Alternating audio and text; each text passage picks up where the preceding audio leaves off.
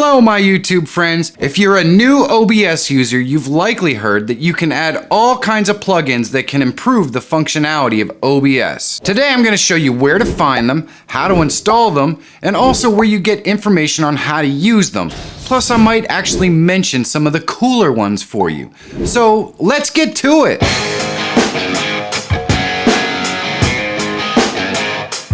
If you're always looking for tools, tips, and tricks to help make you a better YouTuber, subscribe to the channel and click that bell so you don't miss any new content. After learning the basics of OBS, you're probably looking to simplify your broadcasts or maybe add some cool new features. And this is where OBS Plugins come in. OBS is an open source software and it has a huge community that uses and supports it. These users are the ones that create plugins that add all kind of cool features to OBS. Of course, because they're created by fans of OBS, some of them are more reliable and better supported than others. But there's an easy way to see that. This is the page that lists the OBS plugins right here. The link is in the description if you want to check it out. On the right side, you see the user ratings and the number of times the plugin has been downloaded. And you can use this as a gauge to determine which ones are probably the best supported and the best ones for you to try out. And there are a lot to look through. Once you find one you want to try out, they can install in one of two ways. Some have complete install packages that you just run and you're done, like one of my favorite ones, the Move transition. Others are a group of zip files. You download them and unzip the files into the plugins folder in your OBS directory. The default location is usually C/OBS Studio, but yours might be different for a Windows install, and of course,